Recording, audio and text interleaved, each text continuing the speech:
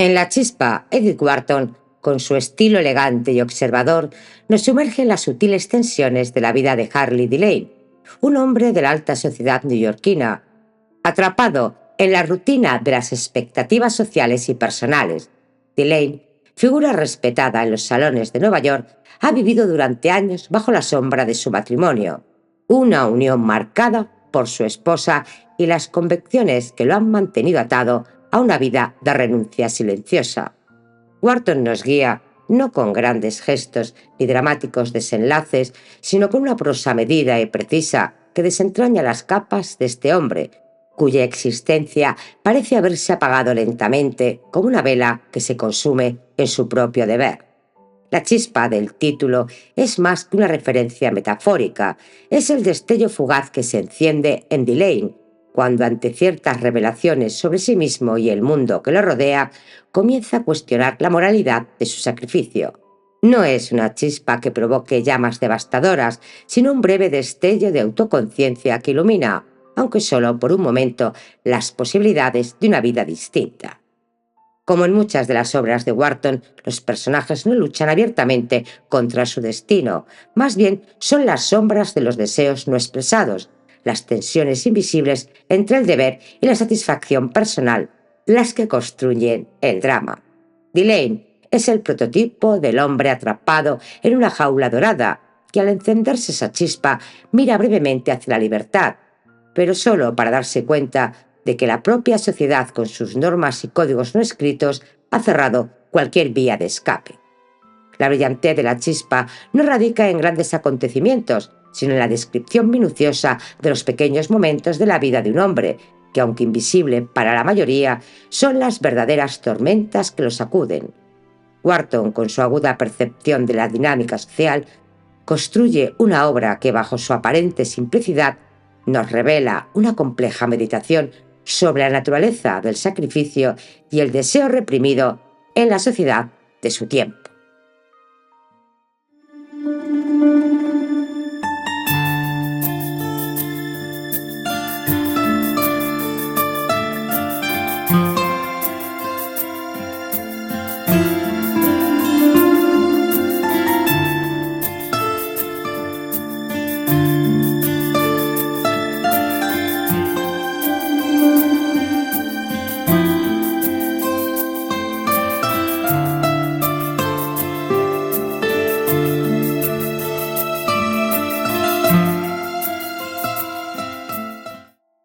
La Chispa, de Edith Wharton, narrado por Mónica, para el oído literario.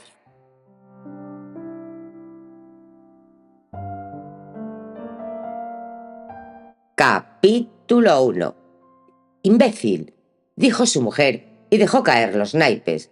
Yo miré rápidamente hacia otro lado para evitar ver el rostro de Harley Delane, aunque no podría deciros por qué quería evitarlo, ni mucho menos por qué habría de imaginar, si eso hice, que un hombre de su edad e importancia iba a parar mientes en lo que sucedía con las facciones completamente insignificantes de un joven como yo. Me volvía hacia otro lado para que él no viese cómo me lastimaba oír que le llamasen imbécil, aunque fuera en broma, o mejor dicho, medio en broma. Sin embargo, a menudo yo mismo lo consideraba un imbécil, y a pesar de lo malo de mi propio juego, sabía bastante de póker como para juzgar que el suyo, cuando no ponía atención, justificaba ampliamente aquella explosión de su esposa. ¿Por qué su salida me perturbó? No sabría decirlo. Tampoco por qué, cuando fue recibida con una chillona carcajada por su último, el joven Bolton Bair deseé vehementemente abofetear al pequeño bastardo.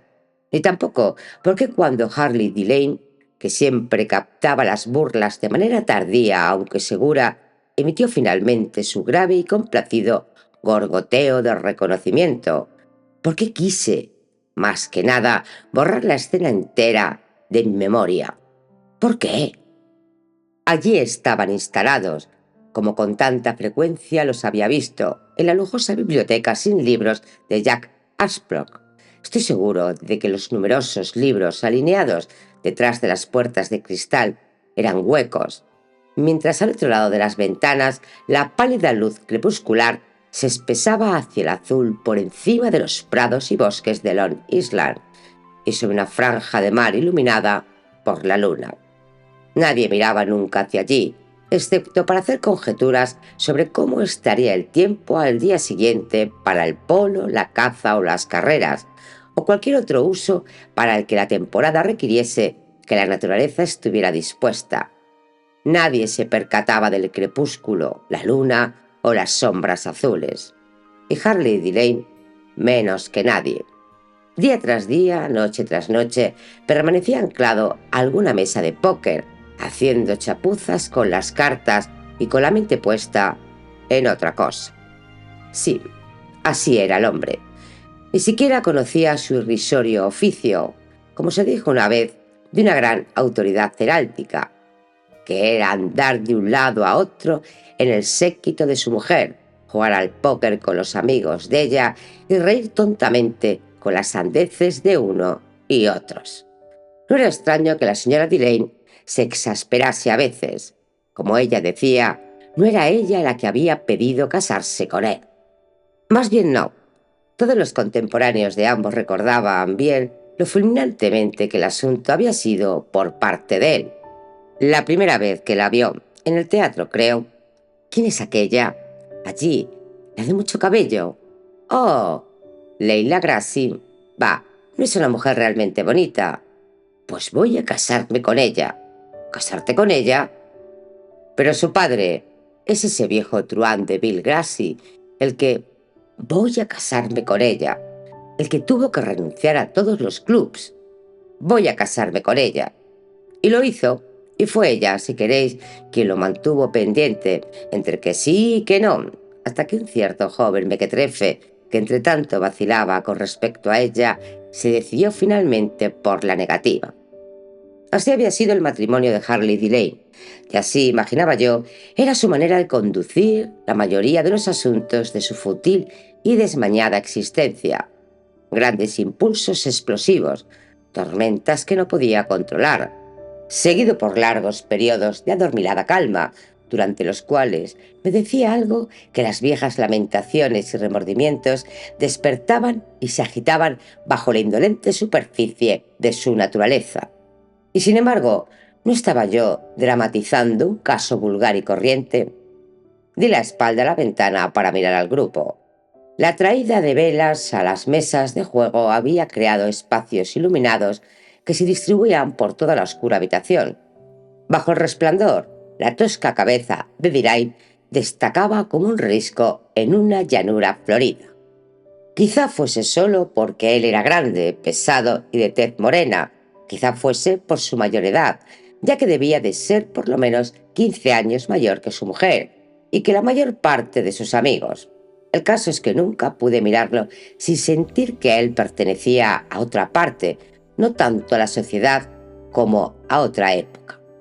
Pues era indudable que la sociedad en que vivía le venía perfectamente. Tomaba parte alegremente en todas las diversiones de su pequeño grupo.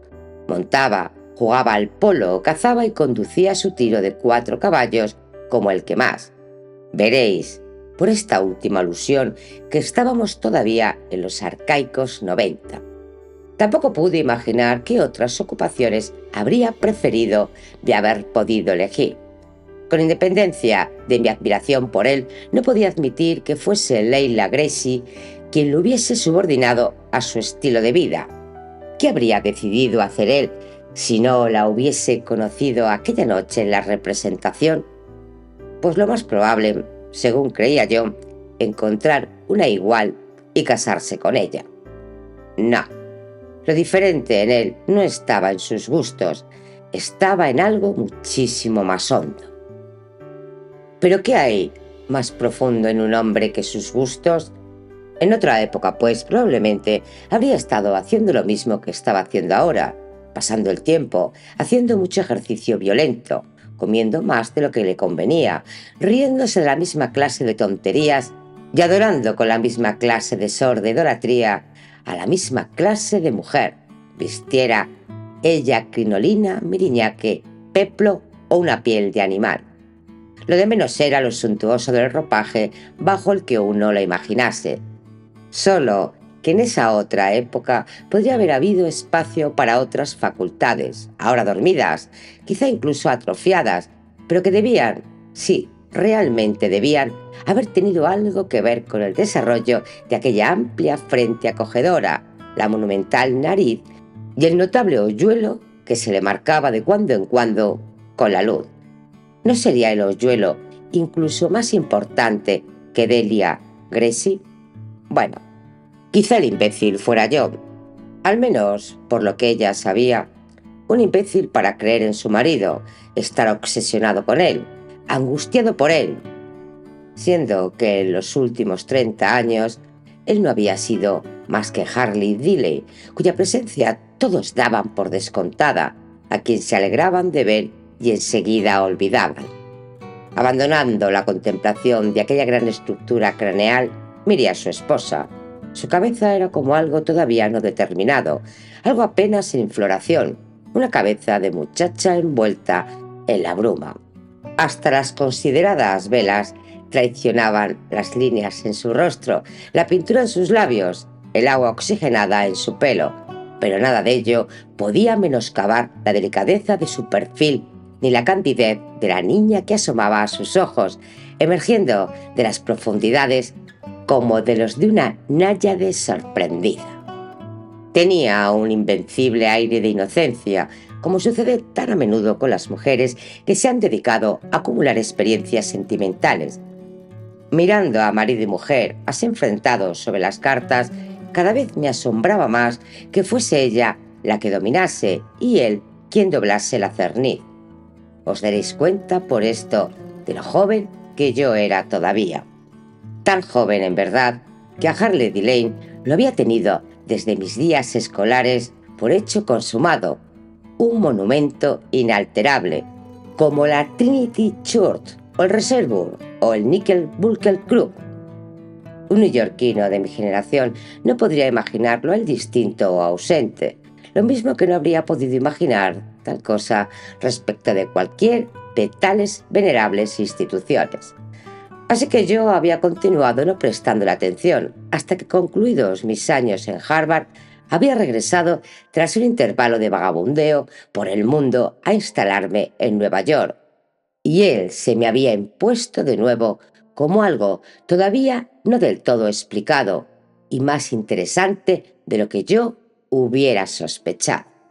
No digo que el asunto me quitara el sueño, tenía mis propias ocupaciones, en una oficina en el centro, y los placeres de mi edad.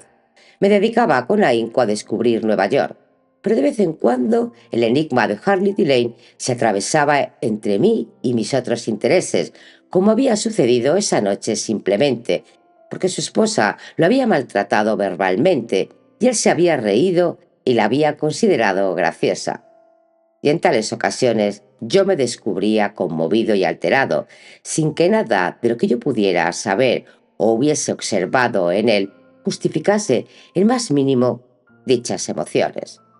El juego se acabó. Habían llamado para la cena. La campanilla volvió a sonar, con discreta insistencia. Astrop, condescendiente en todo lo demás, prefería que sus invitados no se retrasaran más de hora y media para cenar. «Pero Leila», protestó finalmente. Los dorados bucles cayeron sobre las fichas. «Sí, un minuto. Harley, tendrás que pagar por mí». «Bueno, ya voy». Rió y empujó su silla hacia atrás. Dillane, riendo a su vez, se levantó perezosamente. Baird voló a abrir la puerta para la señorita Dillane. Las otras mujeres salieron en tropel con ella. Dillane, habiendo liquidado sus deudas, recogió el bolso de malla dorada y la pitillera de ella y siguió a los demás. Me dirigí a un ventanal que daba al prado. Tenía el tiempo justo para estirar las piernas mientras arriba funcionaban ansiosamente los ruleros y los polvos de tocador. Astrot se me sumó y nos quedamos contemplando un opaco cielo descompuesto en el que aparecían y desaparecían las primeras estrellas. «Maldita sea, luce pésimo para nuestro partido de mañana». «Sí, pero qué rico olor le da a las cosas la inminencia de la lluvia». Él se rió. «Eres un optimista, como el viejo Harley. Paseábamos por el prado en dirección a los árboles. ¿Por qué como el viejo Harley? Oh, él es un buen filósofo. Nunca le he visto desconcertado. ¿Y tú? No, eso debe ser lo que lo hace parecer tan triste. Comenté. ¿Triste Harley? Pero si se estaba diciendo que... Sí, ya sé, pero las únicas personas que no se desconciertan son aquellas a las que nada les importa. Y esa es casi la más triste de las aptitudes que existen. Me gustaría verlo enfurecerse, aunque fuera por una vez. Mi anfitrión emitió un breve silbido y comentó: «Atiza, creo que el viento está virando al norte». Si es así, se mojó un dedo y lo mantuvo en alto. Yo sabía que no tenía objeto teorizar con Astrod, pero intenté otro ángulo. ¿Qué demonios ha hecho Delane consigo mismo durante todos estos años?, pregunté. Astrop andaba por los 40, más o menos, y estaba por años mejor situado que yo para echar una mirada retrospectiva sobre el problema. El esfuerzo, no obstante, pareció fuera de su alcance. Pues, ¿a qué años te refieres? Bueno, desde que abandonó el colegio universitario. Jesús, ¿y yo qué sé? Yo no estaba allí. Harley debe de haber pasado largamente los 50. Aquello sonaba tremendo para mi juventud, casi como una era geológica, y eso en cierto modo casaba con él.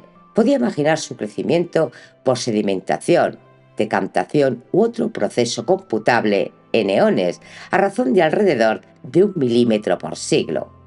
¿Cuánto tiempo lleva casado?, pregunté. Tampoco lo sé. Cerca de 20 años, diría yo. Los chicos están grandes. Los varones están ya los dos en Groton. Leila no demuestra su edad, debo decirlo, por lo menos con determinadas luces. Bien, pues entonces, ¿qué ha estado haciendo Delane desde que se casó? Pues ¿qué debería haber hecho? Siempre ha tenido dinero suficiente para hacer lo que se le antoje. Tiene su participación en el banco, por supuesto. Dicen que el viejo sabandija de su suegro, a quien se niega a ver, le saca una buena tajada. Sabrás que es demasiado bondadoso, pero me figuro que conserva las riendas de todo. Por otro lado, forma parte del directorio de un montón de obras: asilo de ciegos, ayuda a la infancia, sociedad protectora de animales y demás. Y no hay persona más campechana que él. Pero no me refiero a eso, insistí. Astrod me miró en la oscuridad. ¿Te refieres a mujeres? Nunca he oído nada, pero tampoco es muy probable que hubiese oído. Es un individuo reservado. Regresamos a vestirnos para la cena. Sí, aquella era la palabra que yo quería oír, que era un individuo reservado. Hasta el poco sofisticado Astrop lo percibía. Pero, ¿reservado conscientemente, deliberadamente o solo de un modo instintivo congénito? Allí residía el misterio.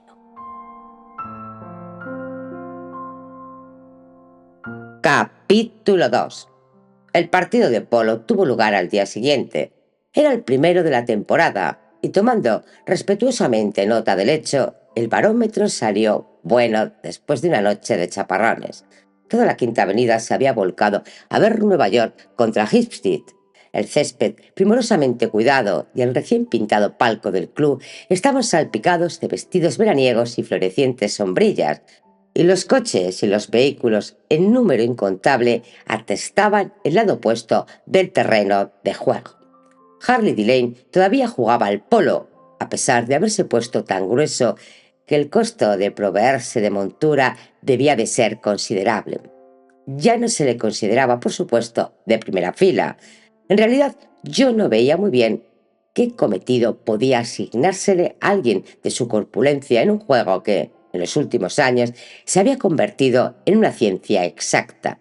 Pero en aquel remoto amanecer del deporte, su seguridad y rapidez para pegarle a la bola hacían que todavía se le considerase útil como zanguero, además de ser estimado por la parte que le había correspondido en la introducción y afianzamiento del juego. Recuerdo poco del inicio del partido, parecido a muchos otros que había presenciado. Yo nunca jugué y no tenía dinero apostado.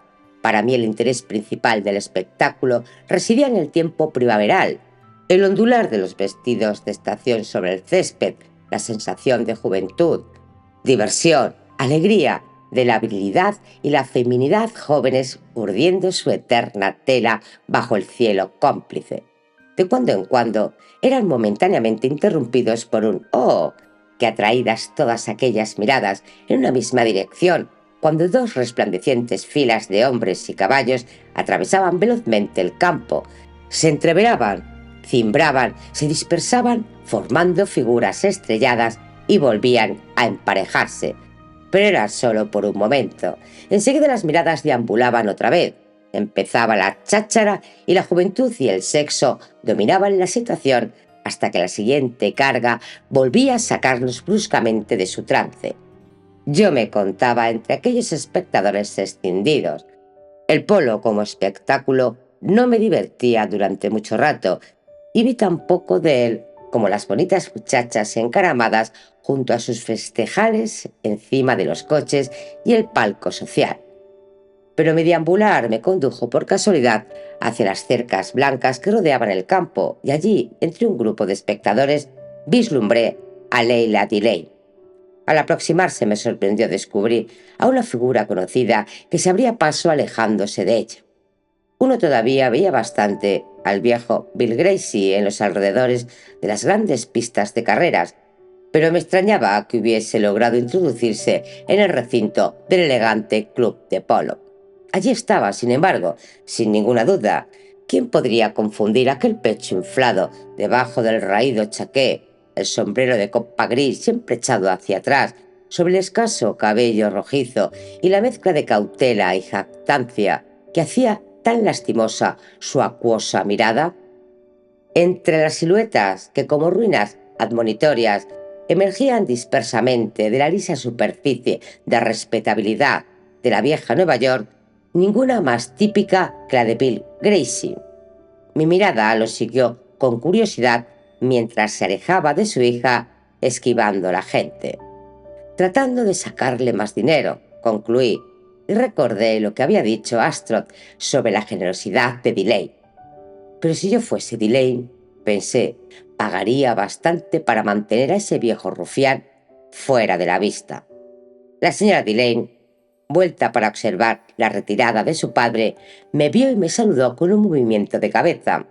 En el mismo momento Delane, sobre un potro de gran alzada y ancho pecho, se desplazaba por el terreno, haciendo ambar a su cabalgadura, con el mazo al hombro. Viéndolo cabalgar de aquel modo, pesado y poderoso a la vez, con su camisa roja y negro y sus blancos pantalones de montar, la cabeza como de bronce contra el verdor del césped, recordé caprichosamente la figura de Guidoriscio da Foglino, el famoso mercenario cabalgando al ritmo lento e imponente en el fresco de las fortalezas del ayuntamiento de Siena.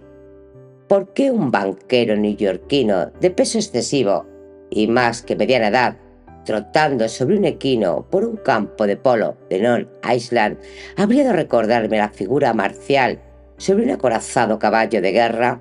Me resultaba difícil de explicar. Que yo supiese, no había fortalezas con torres en los antecedentes de Delane, y el casco de polo demasiado juvenil y la llamativa camiseta subrogaban pobremente la cota de malla de Guidoriscio. Pero era la clase de jugarretas que el hombre me gastaba siempre, inducirme a una manera desmañada a evocar tiempos y escenarios y gentes de mayor grandeza de la que él podía imaginar. Por eso era que me seguía interesando. Fue ese interés lo que me hizo que me detuviese junto a la señora Delane, a quien normalmente evitaba. Tras una vaga sonrisa, ella había vuelto de nuevo la mirada hacia el campo de juego. Admirando a su esposo, sugerí mientras el trote llevaba a Delane a nuestra línea de visión. Ella me lanzó una mirada dubitativa. «Usted cree que está demasiado gordo para jugar, supongo», replicó con cierta aspereza. «Creo que compone la mejor figura que haya a la vista. Lucí como un gran general, un gran soldado de fortuna, en un fresco antiguo, quiero decir».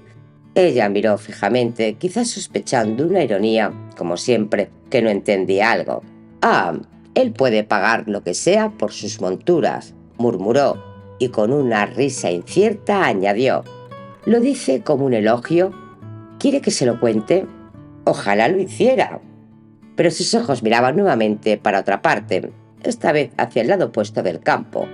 Por supuesto, Bolton Bair jugaba en el equipo contrario. La muy tonta estaba siempre ahí, absorbida por su más reciente aventura, a pesar de lo cual había habido tantas y a estas alturas debería de estar tan radiantemente segura de que habría más. Pero con cada una renacía la muchacha que había en ella. Se ruborizaba, palpitaba, faltaba a los bailes, se inventaba encuentros, guardaba flores prensadas en su ejemplar de Omar Kate. Estoy dispuesta a apostar por ello. Y era toda blanca muselina y rosas silvestres mientras aquello duraba. Y la fiebre Brian estaba por entonces en su plenitud.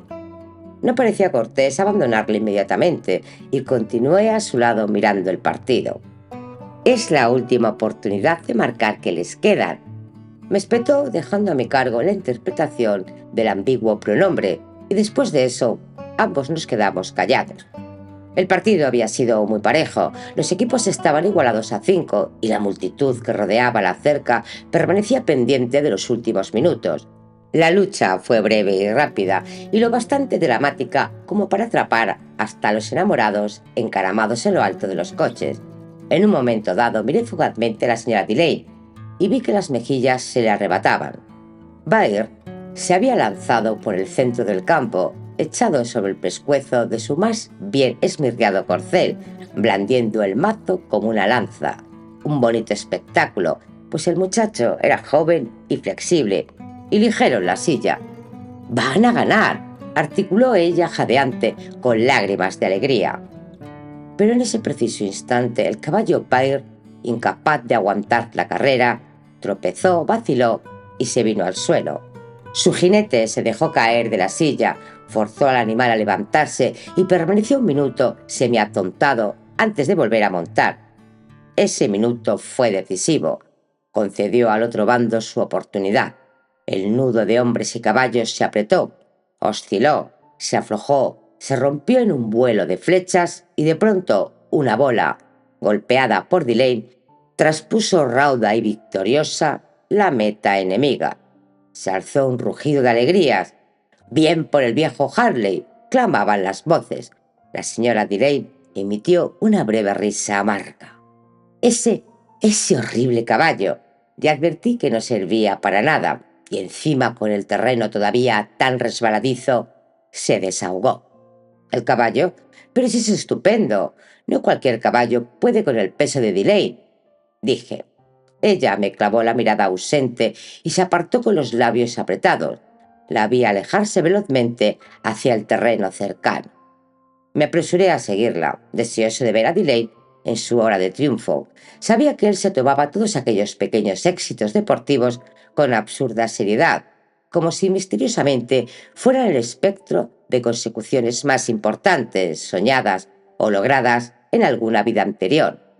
Y quizás la vanidad del hombre maduro que compite sin menoscabo con los jóvenes fuera asimismo un elemento de satisfacción. ¿Cómo podía uno descubrirlo en una mente de tan monumental simplicidad? Cuando arribé al recinto de aparejar, no lo localicé enseguida. En cambio, mis ojos contemplaron una desagradable escena. Bolton Bair, libio y descompuesto, con cara de vieja, pensé, cruzó el campo vacío castigando con furia los flancos de su cabalgadura.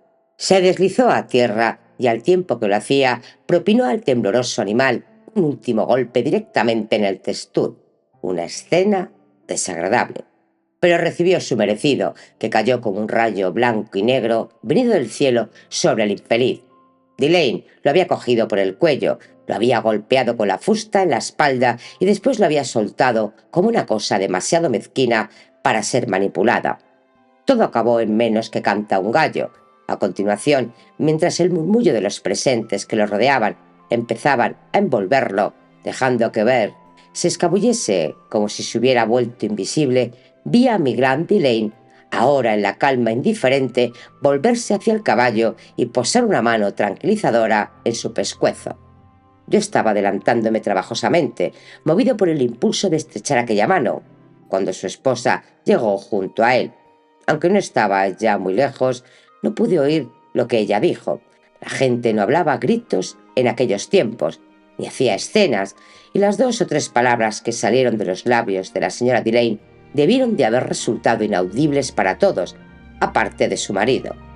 Las palabras provocaron en el oscuro semblante de él un repentino enrojecimiento. Hizo un movimiento con la mano libre, la otra estaba aún sobre el pescuezo del caballo, como para ahuyentar a un chico importuno. Luego rebuscó en su bolsillo, extrajo un cigarro y lo encendió. La señora Delane, blanca como un fantasma, iba apresuradamente camino del coche de Astro.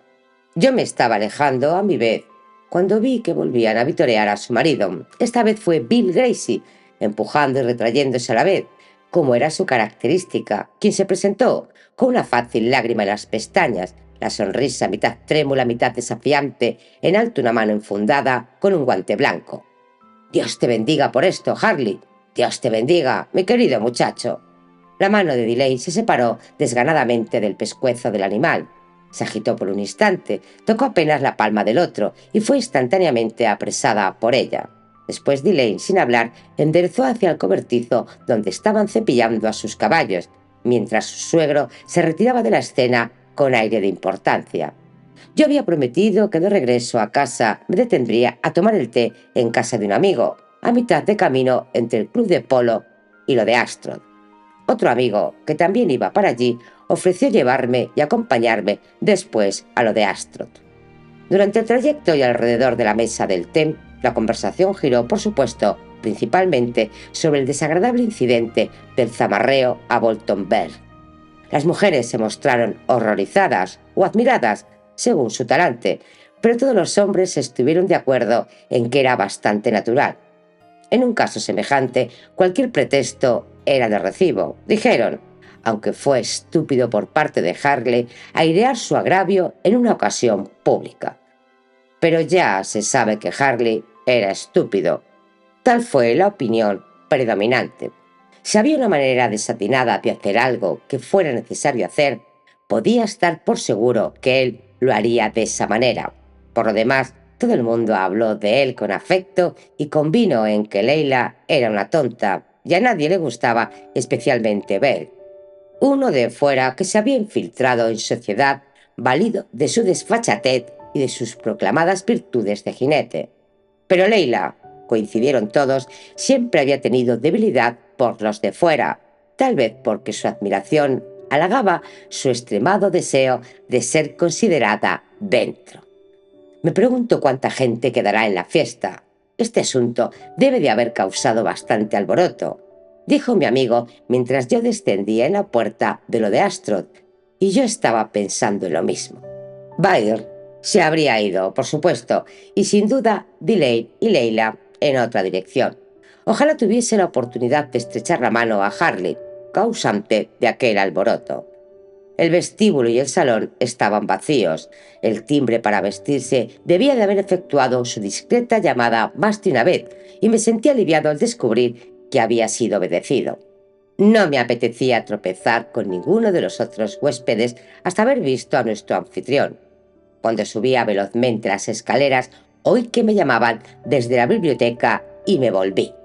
«No hay prisa, la cena ha quedado para las 9», dijo alegremente, y con una nota de indecible alivio añadió: «Lo hemos tenido difícil, uff». La habitación lucía como si realmente lo hubiesen tenido difícil. Las mesas de juego estaban sin tocar y los mullidos asientos, agrupados como en confidencia, parecían deliberar aún acerca del espinoso problema. Noté que la solución había exigido una buena cantidad de whisky con soda. «¿Qué pasó? ¿Se ha ido Bayer?» «¿Bayer? No, gracias a Dios». Astrod me miró casi con gesto de reproche. «¿Por qué iba a hacerlo? Eso es justamente lo que queríamos evitar». «No entiendo. ¿No querrás decir que él se quedó y los Delane se han ido?» «Dios no permita. ¿Por qué iban a irse ellos?» Harley se disculpó. Me quedé con la boca abierta y le devolví a mi anfitrión una mirada de sorpresa. ¿Se disculpó? ¿Ante ese sujeto? ¿Por qué? Astor se encogió de hombros en señal de impaciencia. Oh, por el amor de Dios, no rehablas la maldita cuestión, pareció decir. En voz alta repitió mis palabras. ¿Por qué? Pero bueno, después de todo, un hombre tiene el derecho de castigar a su propio caballo, ¿no? La cosa fue tremendamente impropia de un deportista, claro está, pero a nadie le concierne si Baird decide actuar como un patán. Eso es lo que Harley comprendió cuando recobró la calma. Pues lamento que la haya recobrado. Astrod se mostró auténticamente contrariado. No te comprendo. Nos dio bastante trabajo. Tú dijiste que querrías verlo furioso por una vez, pero no querrás que siga poniéndose en ridículo, ¿verdad? Yo no llamo ponerse en ridículo a zarandear a Baird y a proclamar sus dificultades conyugales por todo Long Island con 20 periodistas pegados a sus talones. Me quedé en silencio, desconcertado, pero no convencido. No creo que él haya pensado siquiera en eso. Me pregunto quién habrá sido el primero que lo planteó en esos términos.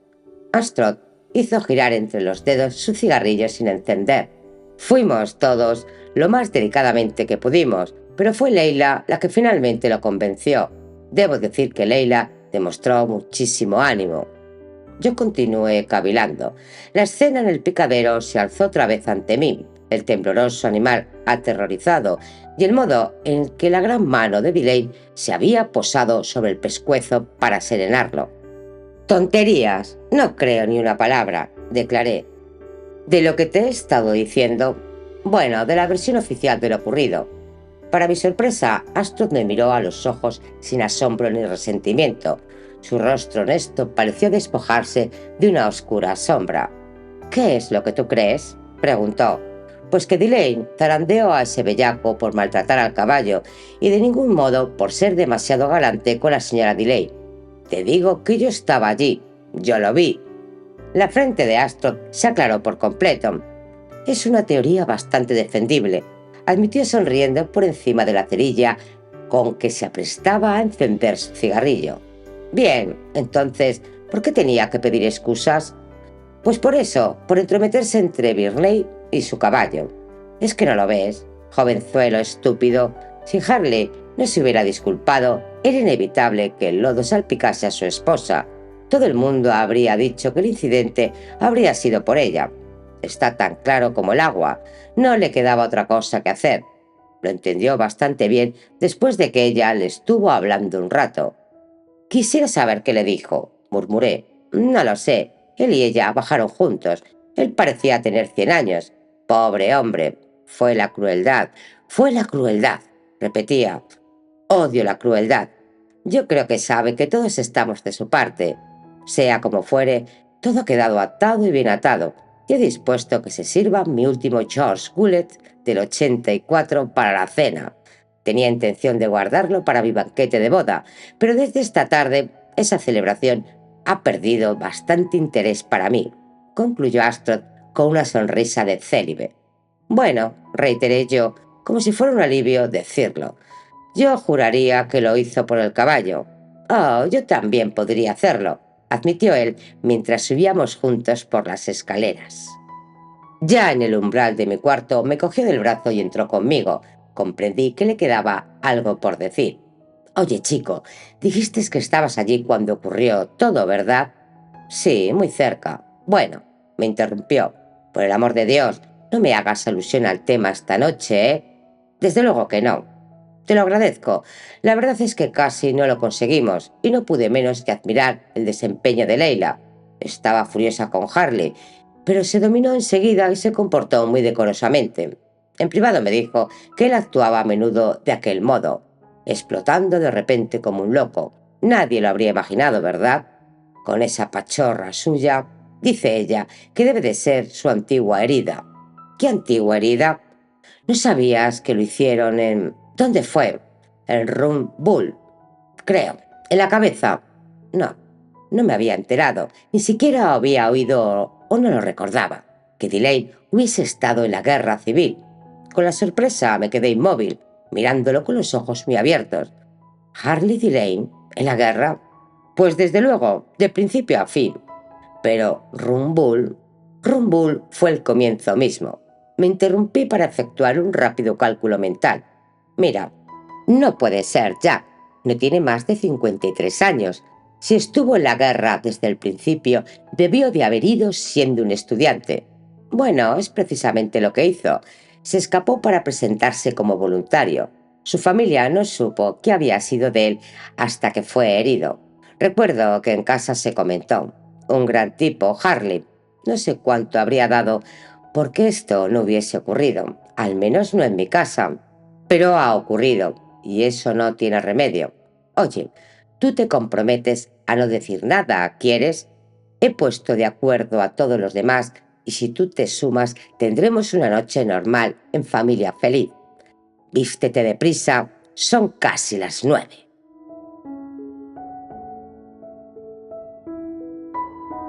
Capítulo 3.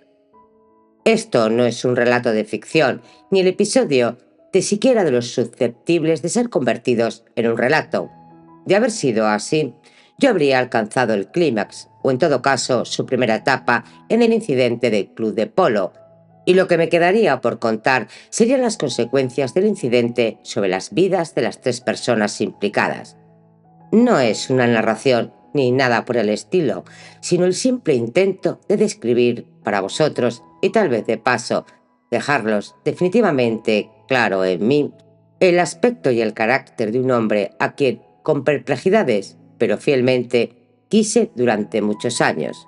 No me excuso en consecuencia por el hecho de que Bolton Bay, cuya sombra maligna debería planear sobre todas las restantes páginas, no vuelva jamás a aparecer en ellas, y porque la última ocasión en lo que lo vi, a mis efectos, haya sido aquella noche en lo de Jack Astro, cuando después de nuestra exageradamente alegre y hasta ruidosa comida, lo observé dándose la mano con Harley Delane y declarando, de los labios para afuera y en un tono de falsa cordialidad: ¿guardar rencor? Pues qué va, no faltaba más. Todo vale, ¿no es así en el polo? Y que lo diga. Sí, me largo mañana temprano. Supongo que ustedes se quedan a pasar el domingo con Jack, ¿verdad? Ojalá no me hubiese comprometido con los Grindelwald. Y a partir de ahí se desvanece, habiendo cumplido su papel de hurgar fugazmente, como el pasaje del rayo luminoso de un faro en las sombras del carácter de Harley Delay. Yo sentí todo el tiempo que lo que importaba no era Bolton Bair. Mientras en los clubs y en los salones todavía se comentaba el episodio y los amigos hacían maravillas por parecer que no sabían nada y decían: no sé a qué te refieres, con los ojos que te suplicaban que hablases si sabías algo más de ellos, yo ya había descartado todo el asunto, como estaba seguro que lo había hecho Delay. Fue por el caballo, y nada más que por eso, me decía riendo para mis adentros, tan contento como si hubiese tenido una cuenta por saldar con la señora Delane y me regodease con su humillación. Y con todo, me seguía dando vueltas en la cabeza la frase de Armstrong que decía que Delane había repetido una y otra vez: fue la crueldad, fue la crueldad, odio la crueldad. ¿Cómo encajaba ahora con el hecho de que mi anfitrión había mencionado de pasada el hecho de que Delane hubiera combatido durante toda la guerra civil? Parecía increíble que aquello hubiese sido para mí una sorpresa, que hubiese olvidado o acaso no me hubiese enterado nunca de esa fase de su historia. Sin embargo, en jóvenes como yo, recién salidos de la universidad en la década de los 90, semejante ignorancia era más disculpable de lo que ahora parece posible. Fue la época oscura de nuestra indiferencia nacional, antes del despertar del país. Sin duda, la guerra parecía más alejada de nosotros, algo mucho menos nuestro de lo que les parece a los jóvenes hoy. Así era por lo menos en la vieja Nueva York, y más especialmente quizá en el pequeño círculo neoyorquino de ricos e indolentes con los que yo me había criado. Algunos de ellos, es verdad, habían combatido bravamente a lo largo de los 4 años. Nueva York había hecho su aporte, un aporte memorable, a la prolongada lucha, pero recuerdo con qué perplejidad, eran mis días de estudiante, abrí los ojos por primera vez al hecho de que si bien determinados parientes y contemporáneos de mi padre habían estado en la guerra, otros, y cuantos, habían permanecido al margen. Recuerdo especialmente la sorpresa con que en el colegio había oído a un muchacho explicar la cojera de su padre. nunca se recuperó del tiro de la pierna que recibió en Chancellorsville. Me quedé de una pieza, pues el padre de mi amigo tenía la misma edad que mi padre. En aquel momento fue en un partido de fútbol estudiantil. Los dos hombres estaban de pie uno al lado del otro, perfectamente visibles para nosotros. Su padre agobiado, cojo y avejentado, el mío aún con ojos filiales, derecho y juvenil. Apenas una hora antes, yo había estado fanfarroneando con mi amigo acerca de lo buen tirador que era mi padre. Me había llevado con él en Navidad a su coto de caza en Carolina del Norte, pero ahora estaba abochornado. La siguiente vez que fui a casa para las vacaciones, le dije a mi madre un día, estando a solas: «Madre, ¿por qué papá no luchó en la guerra?». El corazón me latía tan fuerte que pensé que ella debía de haber notado mi nerviosismo y se iba a sorprender, pero ella levantó la cabeza de su labor sin acusar en el semblante el menor signo de perturbación. «Tu padre, querido, pues porque era un hombre casado». La reminiscencia le provocó una sonrisa. Molly ya había nacido. Tenía 6 meses cuando cayó Fort Sumter. Recuerdo que la estaba cuidando cuando papá entró con la noticia. No podíamos creerlo. Hice una pausa para comparar apaciblemente unas sedas. «Los hombres casados no fueron llamados a filas», explicó. «Pero sin embargo, fueron, madre. El padre de Payson luchó. Fue tan malherido en Chancellorsville que desde entonces ha tenido que andar con un bastón». «Bueno, querido, supongo que no querrías que tu papá estuviese así, ¿verdad?». De nuevo hizo una pausa y al ver que yo no le daba una respuesta, pensó probablemente que estaba apenado por ser acusado de aquella manera de falta de corazón, pues añadió, como mitigando el reproche: «Dos de los primos de tu padre sí lucharon, Harold y James. Eran jóvenes, sin obligaciones familiares, y al pobre James lo mataron, ya sabes». Yo escuché en silencio y nunca más volví a hablarle a mi madre de la guerra. De hecho, a nadie, incluido yo mismo. Creí que enterraba todo el asunto fuera de mi vista, de mis oídos. Después de todo, la guerra había ocurrido hacía mucho tiempo. Hacía 10 años que había terminado cuando yo nací. Y actualmente nadie la mencionaba. Pero a medida que crecía, uno conocía desde luego a hombres mayores de quienes oía decir: «Sí, fulano de tal estuvo en la guerra». Muchos de ellos continuaban incluso haciéndose llamar por el grado militar que ostentaban cuando abandonaron las filas: el coronel Ruscott, el mayor Deighty, el viejo general Skoll. La gente se sonreía un poco, pero admitía que si les complacía conservar el rango militar, era un derecho que se habían ganado. Harley Delay, al parecer, pensaba de otro modo.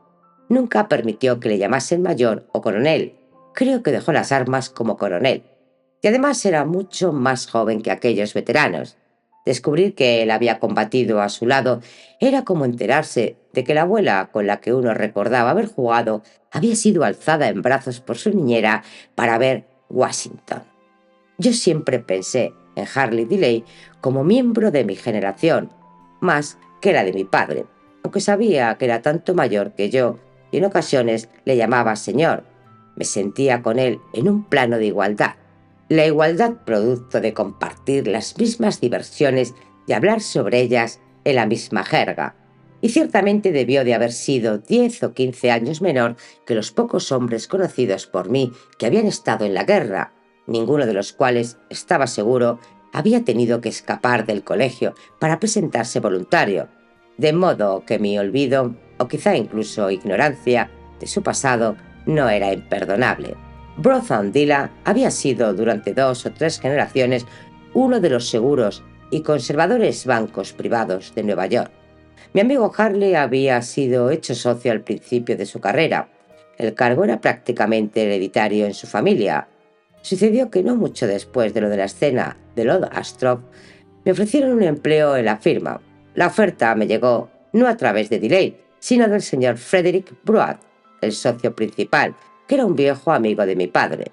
La oportunidad era demasiado ventajosa para ser rechazada, así que trasladé a un despacho de Broad and Deal mis discretas capacidades y mi fervoroso deseo de dar de mí lo más posible. Fue gracias a este cambio imprevisto que gradualmente fue surgiendo entre Harley Delay y yo un sentimiento casi filial por mi parte y por la suya de hermano mayor, pues a él difícilmente se le podría llamar paternal siquiera con sus hijos.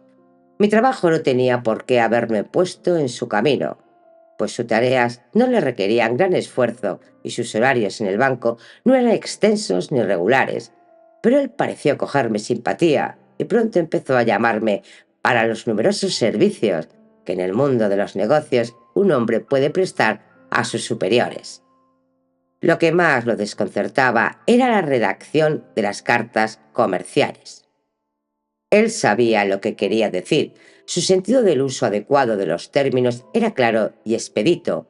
Nunca conocí a alguien a quien irritase más la confusa verbosidad con la que la rudimentaria cultura norteamericana estaba ya corrompiendo nuestro lenguaje.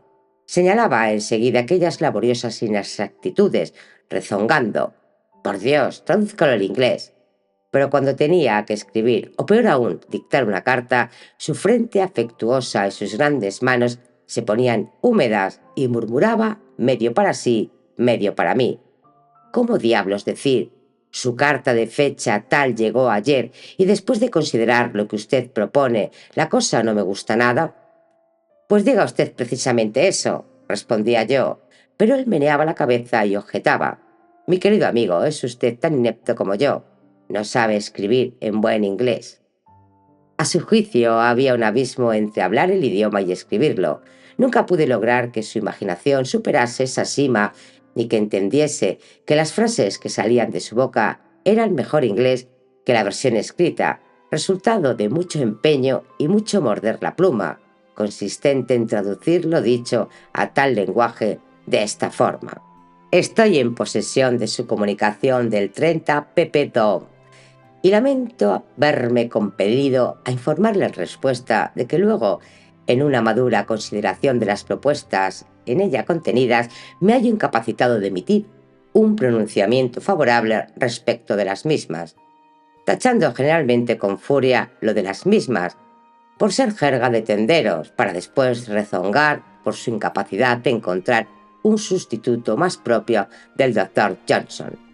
«Mi problema», solía decir, «proviene de que tanto mi madre como mi padre eran intransigentes en materia de gramática y nunca permitieron a ninguno de nosotros, los chicos, utilizar una expresión vulgar sin corregirlo». Por vulgar quería decir confianzuda o inexacta. Nos educaron con los mejores libros, Scott y Washington Irving, el viejo no sé cuántos que escribía Spectator y Gibbon, y así por el estilo. Y aunque no soy un hombre de letras, y nunca pretendí serlo, no puedo olvidar mi temprana instrucción. Y cuando veo a los chicos leyendo a un escritor del periódico como Kipling, me dan ganas de arrancarles esa basura de las manos. Periodismo barato. Eso es lo que son la mayoría de los libros modernos. Y me perdonarás que te diga, querido muchacho, que incluso tú eres demasiado joven para saber cómo se debe escribir el inglés. Era muy cierto, aunque al principio tuve dificultad en creerlo, que una vez Delane debió de haber sido un lector. Una noche en la que nos íbamos a casa de regreso de una cena en la que habíamos coincidido, me sorprendió apostrofando a la luna, que se alzaba asombrada por detrás del campanario del Camposanto con «Sea walls in beauty like at night». Y para describir una carta victoriosa en un partido de polo, acostumbraba decir: «Te lo aseguro, caímos sobre ellos como los asirios». Y no había sido Byron su único sustento. Evidentemente hubo un tiempo en que se supo de memoria toda la elegía de Gray, y una vez le oí murmurar para sí mientras estábamos en la terraza de su casa del campo cierta noche de otoño: «Ahora el paisaje resplandeciente se desvanece ante la vista y todo el aire contiene una quietud solemne». A pesar de la escasa simpatía que me inspiraba la señora Delane, no me podía creer que hubiese sido el matrimonio lo que había matado el gusto de Delane por los libros. A juzgar por su muy restringido repertorio de alusiones y citas, sus lecturas parecían haber cesado bastante antes de su primer encuentro con Leila Grassi. Explorándolo a la manera de un geólogo, lo descubrí, en varias capas por debajo del estrato Leila, vestigio alguno del interés por las letras, y llegué a la conclusión de que, al igual que otra persona de mi conocimiento, su mente había permanecido receptiva hasta una cierta edad y se había cerrado de golpe sobre lo acumulado, como un crustáceo repleto a que no vuelve a alcanzar otra marea alta. Todas las personas, según yo había descubierto para entonces, dejaban de vivir en un momento dado, no importaba cuánto tiempo más continuasen existiendo, y mi sospecha era que Delane lo había hecho alrededor de los 19 años. Esa fecha coincidía a grandes rasgos con el final de la Guerra Civil y con su retorno a la vida normal y corriente de la que desde entonces nunca se había apartado. Aparentemente aquellos 4 años habían rellenado por entero todos los recovecos de su ser, pues yo no podía sostener que hubiera pasado para ellos como si tal cosa, como algún personaje famoso, marionetas del destino, arrojadas al abismo desde las alturas de la experiencia humana sin enterarse en absoluto de qué les estaba pasando, perdiendo el derecho a una corona para aferrarse a un determinado ceremonial o por llevar en su huida un desproporcionado equipaje.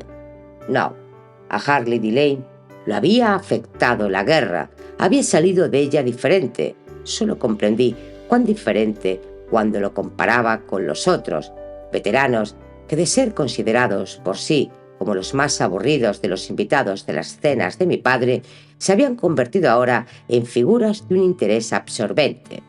Hubo un tiempo en el que, al anuncio de mi madre de que el general Skoll o el mayor Dactry venían a cenar, invariablemente yo había hallado algún pretexto para ausentarme. Ahora, cuando sabía que se les esperaba, mi principal objetivo era persuadirla de que invitase a Delane. Pero es que es bastante más joven, solo le interesa a la gente vinculada al deporte. No le halagará que lo inviten junto a los ancianos caballeros. Y añadía a mi madre, con una leve sonrisa, si alguna debilidad tiene Harley, es el deseo de que lo crean menor de lo que es, a causa de su esposa, supongo. Una vez, sin embargo, sí lo invitó y él aceptó, y nos ahorramos el tener que invitar a la señora Delane, que indudablemente se habría aburrido, dejando fuera a la señora Skoll y Ruscott y convirtiendo el asunto en una cena de hombres, a la antigua usanza, con pato marino, ponche y mi madre como única dama presente, la clase de velada que a mi padre seguía gustándole más. Recuerdo con cuánta atención en ocasión de esa cena estudié los contrastes y traté de detectar los puntos de semejanza entre el general Skoll, el viejo Dactry y Delane, las alusiones a la guerra, las anécdotas sobre Rumbull y Andersonville, sobre Lincoln, Sewall y McClellan. Abundaban en la boca del mayor Dactry, especialmente después de unas rondas de ponche. Cuando un hombre ha estado en la guerra, solía decir como prefacio de prácticamente cualquier cosa, desde expresar su opinión acerca del último sermón dominical hasta lavar el punto de cocción del pato al horno. No pasaba lo mismo con el general Skoll. Nadie sabía exactamente por qué había sido elevado al rango que ostentaba, pero él proclamaba tácitamente su derecho al mismo, no haciendo jamás alusión al tema. Era un anciano caballero, alto y callado, con una hermosa cabellera blanca, ojos azules semicerrados entre párpados en los que lucían las diminutas venas y un porte admirablemente erguido.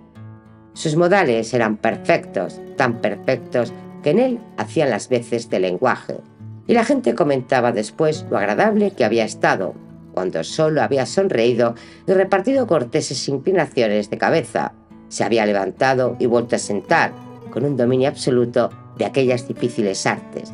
Tenía reputación de experto en caballos y en los Madeira, aunque nunca montaba, y se sabía que ofrecía vinos sumamente corrientes a los escasos invitados que recibía en su triste casa antigua de Irving Place.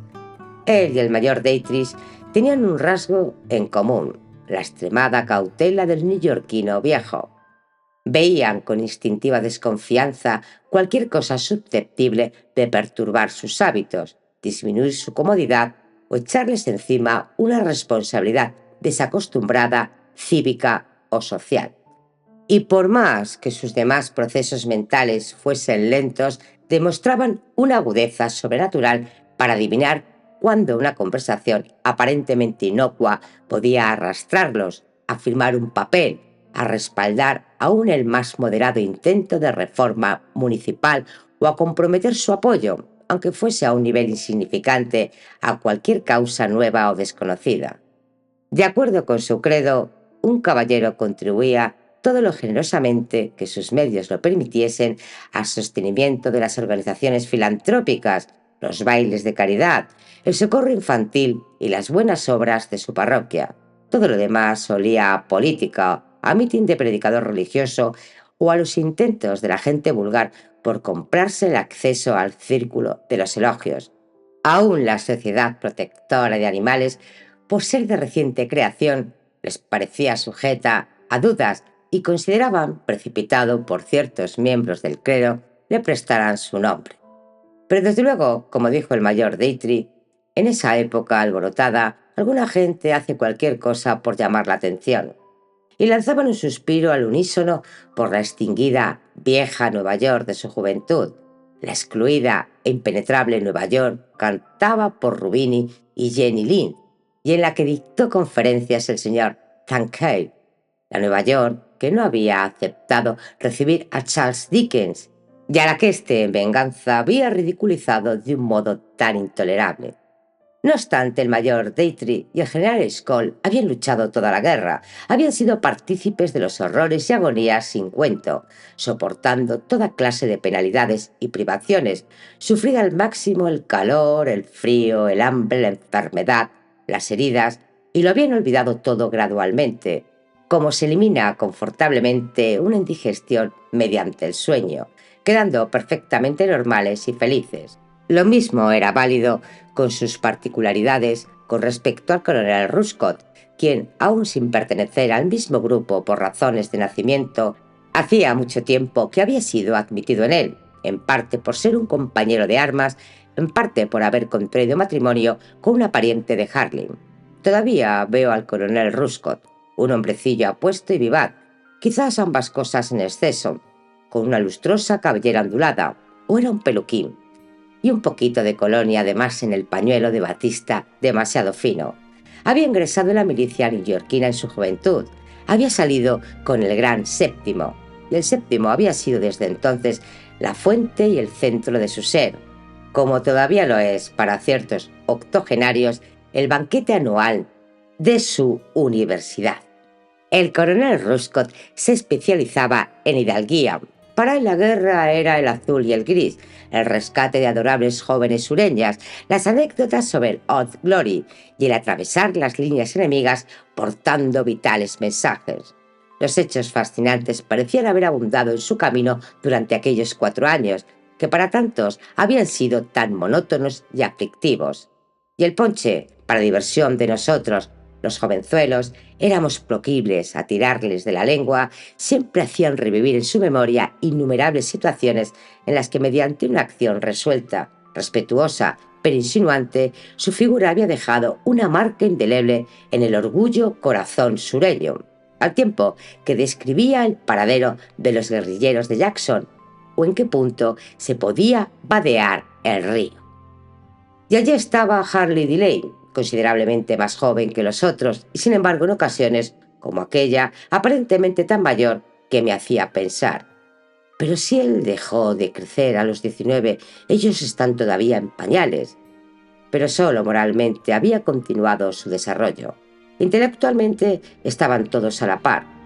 Cuando se comentaba la nueva obra de Walcott, o mi madre aludía relativamente a la última novela del autor de Robert Ismail, tenía la teoría de que mientras estuviera presente en la mesa de una cena de hombres, la anfitriona debía mantener la conversación al más alto nivel. Las observaciones de Delane no eran más penetrantes que las de sus vecinos, y era casi seguro que no hubiese leído el libro. Era cuando se planteaba alguna cuestión de índole social, cualquier problema relacionado con la administración de clubs, las obras de caridad o la relación entre los caballeros y la comunidad, cuando él, de pronto, se desligaba de los demás, no tanto por oposición como por prescindencia.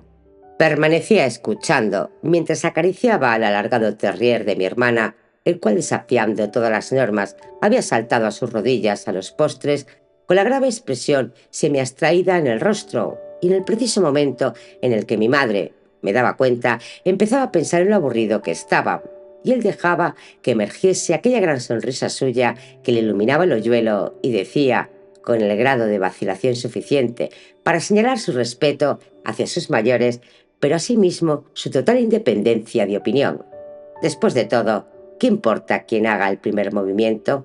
El asunto es que el negocio se haga. Ese era siempre el quid. Para todos los demás, incluido mi padre, lo importante en cualquier asunto, fuera una reunión diocesana o un baile de caridad, era precisamente aquello que Delane parecía preocuparle tan poco: la categoría de la gente que integraba el comité o encabezaba el movimiento. Para Delane solo contaba el movimiento mismo.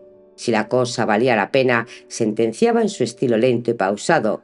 La cuestión era hacerla como se pudiesen, aunque sus promotores fuesen metodistas o congregacionistas, o personas que hiciesen su comida principal en mitad del día. Me tendría sin cuidado que fueran convictos de Sing Sing, afirmó dando distraídamente palmaditas afectuosas en el cuello del perro, como le había visto hacer en el pescuezo del caballo espantado. O lunáticos salidos de Bulmigate, como suelen ser estos reformadores, añadió mi padre, dulcificando el comentario con su complaciente sonrisa. Ah, bueno, murmuró Delane, cuya atención cedía. Yo diría que estamos bien como estamos. Especialmente, agregó el mayor Dintrake, simulando jocosamente que olfateaba el aire, con el ponche a punto de aparecer, según percibo. El ponche marcó para mi madre el momento de retirarse. Se levantó sonriendo tímidamente en redondo, mientras los caballeros, todos de pie, protestaban galantemente ante su deserción. «Abandonarnos para retornar al señor Smell. Nos pondremos celosos del caballero», declaró el coronel Ruscott, adelantándose caballerosamente a abrir la puerta. Y mientras la abría, mi padre dijo, otra vez con su sonrisa complaciente: «Ah, mi esposa es una gran lectora». Entonces trajeron el punch.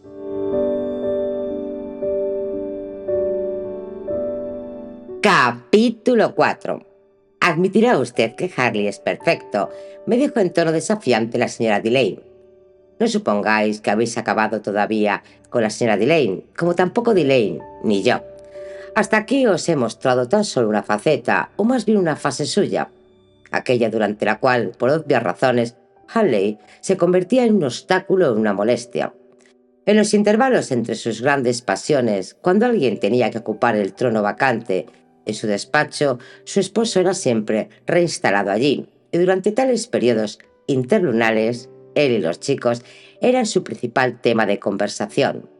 Si era entonces cuando la conocías por primera vez, la tomabas por la esposa y madre perfecta y te preguntabas si Harley tenía alguna vez un día libre, y no te equivocabas demasiado conjeturando que no con mucha frecuencia. Solo que dichos intervalos eran bastante espaciados y generalmente de corta duración, y que el resto del tiempo, entretenida a su esposa en alguna parte, era Delane quien hacía de hermano mayor para sus muchachos ya crecidos y su hermanita. A veces, en esas ocasiones, cuando la señora Delane estaba en el extranjero o en Newport, Delane solía llevarme a pasar una semana a la tranquila antigua residencia en las colinas de New Jersey, llena de retratos de los Harley y los Delane, de pesado mobiliario de caoba y de olor combinado en las bolsitas de lavanda y el cuero. Botas, guantes, maletas de piel, todos los aromas que emanan de los armarios y los pasillos de una casa habitada por jinetes consumados. Cuando su mujer estaba en casa, él jamás parecía prestar atención a los retratos de familia o al mobiliario antiguo. Leila superaba la cuestión de su deplorable origen, profesando un democrático desdén por los antepasados en general. «Conozco a demasiados pelmazos vivos para tomarme la molestia de recordar a todos los ya muertos», dijo un día cuando le pregunté el nombre de un viejo antecesor de peto y jubón de piel de búfalo que colgaba en la pared de la biblioteca. Y Delane, tan práctico en duplicidades sentimentales, les guiñó jovialmente a los chicos como diciendo: «Ahí tenéis el verdadero espíritu americano, queridos míos. Así es como deberíamos sentir todos». Sin embargo, tal vez notó en mí una sombra de irritación, pues esa noche, Cuando estábamos instalados delante del fuego, después de que Leila se fuese a la cama muerta de sueño, él lanzó una mirada a la figura del peto y dijo: «Ese es el viejo Durban Gillane, el amigo del señor Harley Payne, el joven y demás. Tengo unas curiosas cartas por alguna parte, pero Leila tiene razón, ¿sabes?», añadió en un gesto de lealtad, «en no interesarse, en considerar todo aquel pasado como cosa muerta. Está muerto, no nos sirve para nada ahora». Eso es lo que siempre me decía en Washington aquel tipo extraño. ¿Qué tipo extraño? Ah, un tipo corpulento, una especie de habitante del bosque que se portó conmigo de un modo fantástico cuando estuve en el hospital, después de Rumbull. Me enderecé bruscamente. Era la primera vez que Delane hacía mención a su vida durante la guerra. «¿Usted estuvo hospitalizado en Washington?» «Sí, durante bastante tiempo. En aquella época no se sabía mucho de desinfectar heridas, pero Leila», retomó el tema con sonriente obstinación, «Leila tiene toda la razón, ¿sabes? El mundo es mejor ahora. Piensa en lo que se ha hecho de entonces aquí para aliviar el sufrimiento». Cuando pronunció la palabra sufrimiento, los surcos verticales de su frente se acentuaron, como si de hecho volvieran a sentir el dolor de su antigua herida. «Oh, yo creo en el progreso tanto como puede creer ella. Pienso que estamos forjando algo mejor. Si no fuésemos», encogió los poderosos hombros, extendió perezosamente un brazo hacia la bandera que tenía al lado y me preparó un whisky con soda. «¿Pero la guerra lo hirieron en Rumbull?» «Sí», miró su reloj. «Pero ahora me voy a la cama. Les prometí a los chicos llevarlos a montar a caballo mañana temprano, antes de clase, y yo necesito mis 7 u 8 horas de sueño para sentirme en forma. Me voy haciendo viejo, ya ves. Apaga las luces cuando subas». No, él no hablaba de la guerra. Fue poco después cuando la señora Delane apeló a mi testimonio sobre la perfección de Harley. Tras su última ausencia, una turbulenta relación de 6 meses en Newport, había regresado demacrada y con aspecto de haber sufrido una dolorosa humillación. Por primera vez observé en la comisura de sus labios esa curva descendiente de la edad mediana, que no tiene nada que ver con la pérdida de la dentadura. «¿Qué aspecto vulgar y corriente va a tener dentro de pocos años?», pensé con crueldad. «Perfecto, perfecto», insistió ella, y luego en tono de queja: «Y sin embargo», repetí fríamente como un eco. «Con los chicos, por ejemplo, para ellos lo es todo. Me ha apartado de mis propios hijos», dijo medio en broma, medio quejándose. Seguidamente me miró fugazmente por entre las pestañas y añadió: «Y a veces es tan duro». «¿Delane? Oh, ya sé que usted no lo creerá, pero en asuntos de negocios nunca lo ha notado. No lo admitiría, supongo, pero hay veces en que uno sencillamente no puede hacerlo cambiar». Estábamos en la biblioteca y ella alzó la cabeza para mirar al antepasado del peto. «Es tan duro como para tocar eso», dijo indicando la convexidad de acero. «No el Delane que yo conozco», murmuré incómodo ante aquellas confidencias. «Ah, usted cree que lo conoce», se burló a medias y enseguida en tono deferente: «Yo siempre he dicho que es un padre perfecto y él se lo ha hecho creer a los chicos. Y sin embargo». Entró él y ella, dirigiéndole una disvaída sonrisa, se alejó sin rumbo llamando a sus hijos. Yo pensé para mis adentros: «Está envejeciendo y alguien se lo ha dicho en Newport. Pobrecilla».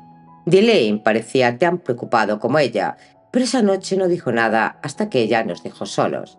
Entonces se volvió súbitamente hacia mí.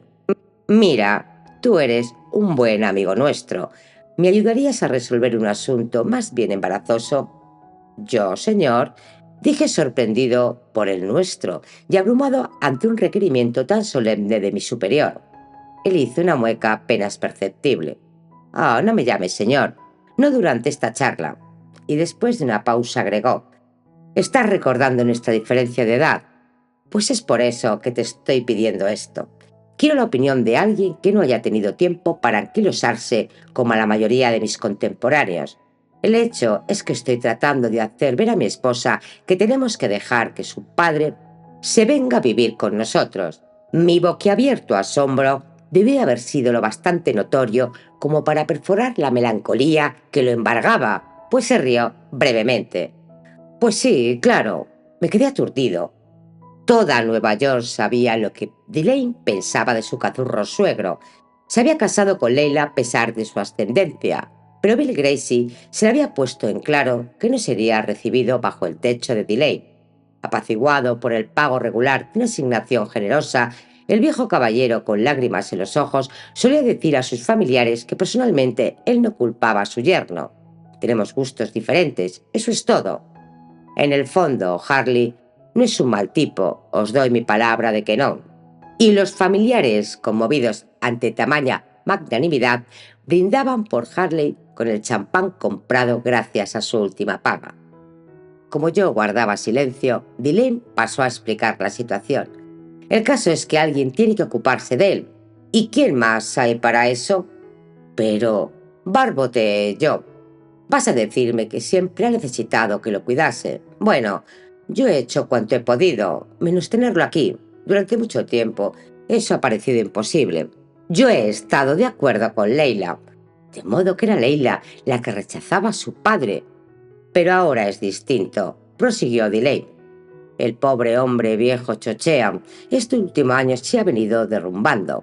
Y hay una sanguijuela que lo domina y amenaza con arrastrarlo de un hipódromo a otro, armando riñas de carreristas.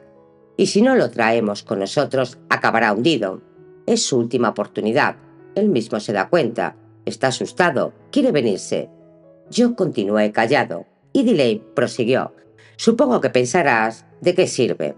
¿Por qué no dejar que se cocine en su propia salsa? Con una asignación decente, claro está. Pues no sé decirte, solo que siento que no puede ser. ¿Y la señora Delane? Oh, yo la comprendo. Los chicos están crecidos, apenas han conocido a su abuelo, y tenerlo en casa no va a ser como tener a una agradable viejecita de cofia tejiendo junto al fuego. Gracie requiere espacio, cómo no. La cosa no va a ser placentera. Ella piensa que debemos considerar en primer lugar a los chicos, pero yo no estoy de acuerdo. El mundo es un lugar demasiado feo. ¿Por qué tiene alguien que criarse creyendo que es un jardín florido? Dejémosle que se arriesguen. Y además, vaciló como si se sintiera violento. Bueno, tú la conoces. Le gusta la vida social. ¿Y por qué no? Está hecha para ella. Y por supuesto, esto nos va a aislar, nos impedirá invitar a gente. Eso no va a gustarle, por más que ella no admita que eso tiene alguna relación con sus objeciones.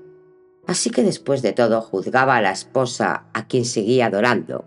Yo empezaba a comprender por qué tenía él aquella gran cabeza escultórica, aquellos grandes movimientos tranquilos. Había algo. ¿Qué alternativa propone la señora Delane? Él enrojeció. Oh, más dinero. A veces se me ocurre que ella cree que si he propuesto traerlo aquí es porque no quiero darle más dinero. Me dijo en tono de confidencia, apenas más audible que un susurro. No entiende que más dinero no haría más que precipitar las cosas. También yo me sonrojé, avergonzado de mis pensamientos. ¿No sería acaso que ella había entendido? ¿No era su perspicacia lo que le hacía resistirse? Si su padre estaba condenado a hundirse, ¿para qué prolongar el proceso? No podía estar seguro ahora de que Delane no sospechaba también eso mismo y se aviniese a ello. Al parecer, no había límite para lo que toleraba. Usted sí que nunca va a estar anquilosado, aventuré sonriendo. Anquilosado puede que no, pero sí abrumado. Así es como estoy ya. Necesito una mano para salir. Venga, exclamó devolviéndome la sonrisa. Yo estaba aún en la edad de la autosuficiencia y desde una cierta distancia podría haber tratado el problema con superficial seguridad. Pero desde tan cerca y bajo aquella mirada acongojada experimenté una purificante sensación de inexperiencia. No tienes interés en decirme lo que piensas, me dijo, casi en un tono de reproche.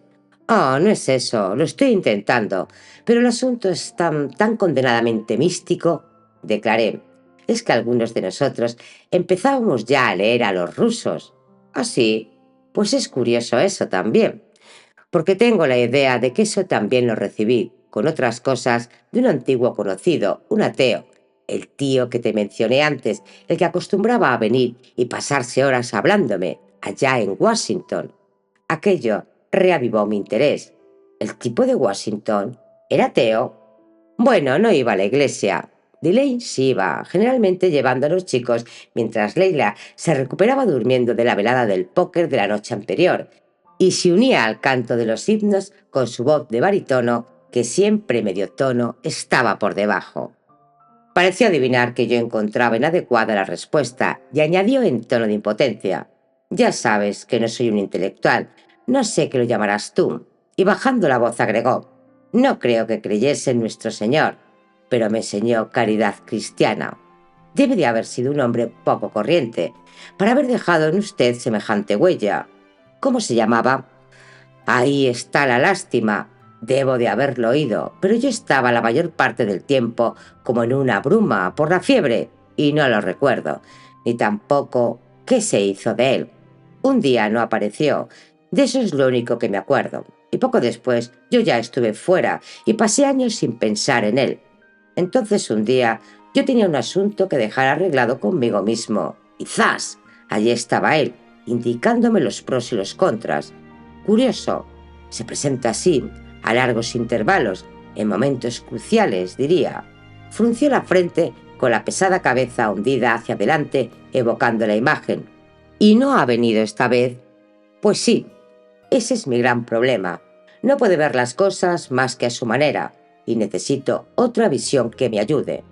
El corazón me latía de un modo bastante violento. Me sentía pequeño, insignificante e inepto, inmiscuyéndome como un intruso en una grave cuestión privada. Intenté postergar mi respuesta y al mismo tiempo satisfacer otra curiosidad. «¿Le he hablado alguna vez a la señora Delane de él?». Delane irguió la cabeza y la giró para mirarme. Alzó levemente las hirsutas cejas, proyectó el labio inferior hacia adelante y volvió a sumergirse en la abstracción. «Pues yo, señor, creo en él», dije en respuesta a su mirada.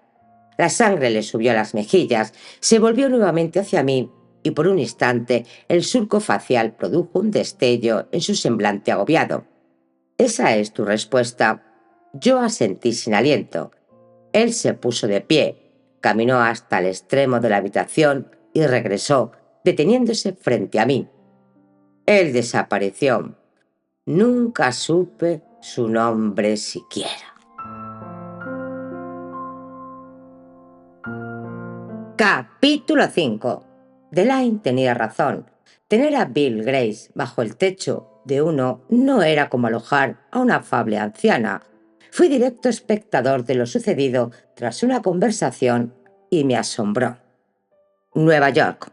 La Nueva York de los Delane se alineó sin vacilaciones del lado de Leila. La actitud de la sociedad hacia la bebida y la deshonestidad era todavía inflexible. Un hombre que había tenido que renunciar a sus clubs caía en un pozo presumiblemente sin fondo. Las 2 o 3 personas que juzgaron plausible la actitud de Delane se apresuraban a añadir: «Pero debían alquilar una casa para el viejo en algún lugar tranquilo de la campiña». Bill Gracie, confinado en una cabaña en un tranquilo rincón campestre, antes de una semana le habría prendido fuego al vecindario. Sencillamente no se lo podía manejar por procuración. Delane lo había comprendido y lo asumía.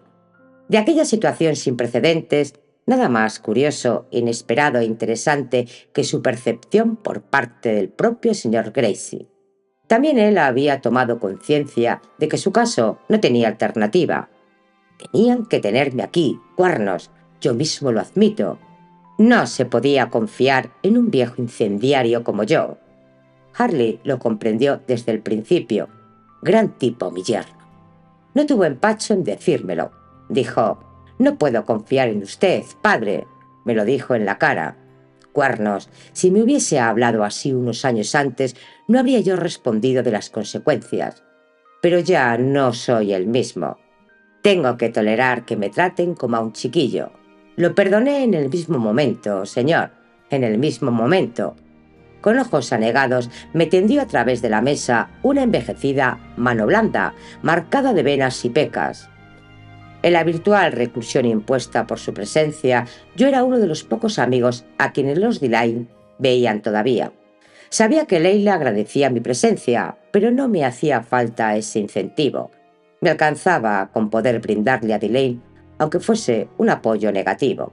Los primeros meses fueron horribles, pero era evidente que él se estaba diciendo que las cosas se irían arreglando poco a poco y cuadrando sus poderosos hombros para hacer frente a la tormenta.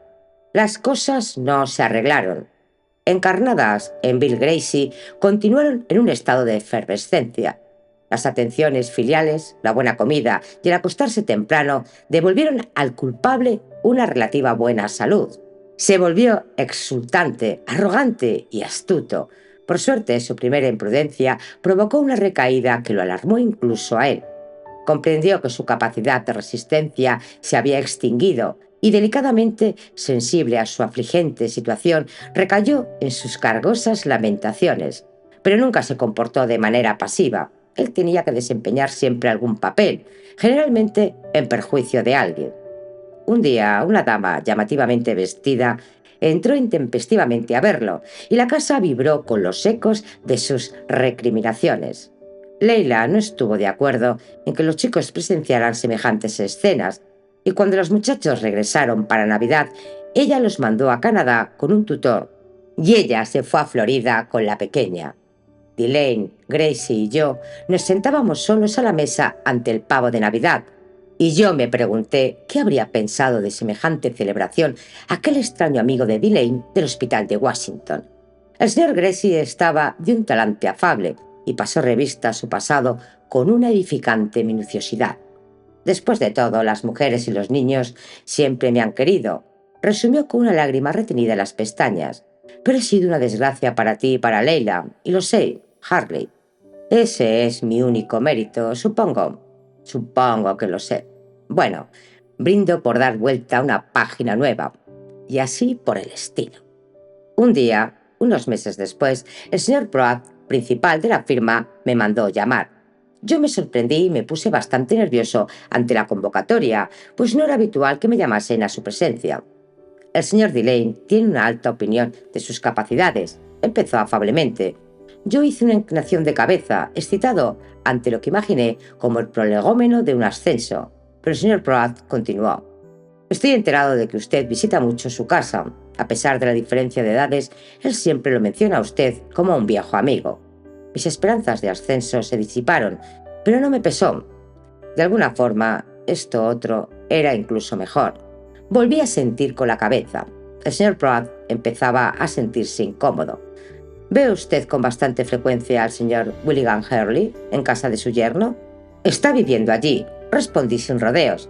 El señor Proat lanzó un suspiro. Sí, un hermoso gesto del señor Delane, pero ¿se dará claramente cuenta de sus consecuencias? Su propia familia hace causa común con su esposa. Se preguntará usted por qué estoy hablando con tanta franqueza, pero me han sugerido. Si no estuviese allí, se encontraría en el arroyo. El señor Proat suspiró más ruidosamente esta vez. Ah, es un problema. Puede que se pregunte usted por qué no hablo directamente con el señor Delane, pero es algo tan delicado y él es tan poco comunicativo. Pero en fin, hay instituciones. ¿No considera usted que habría que hacer algo? Yo guardé silencio y él me dio la mano, murmurando: «Esto es confidencial», tras lo cual me retiré a mi despacho, con la sensación de que la situación debía de ser verdaderamente grave para que el señor Proat lo enfatizase consultándome a mí. Para tranquilizar su conciencia respecto al asunto, Nueva York había decidido finalmente que Harley Delane era raro.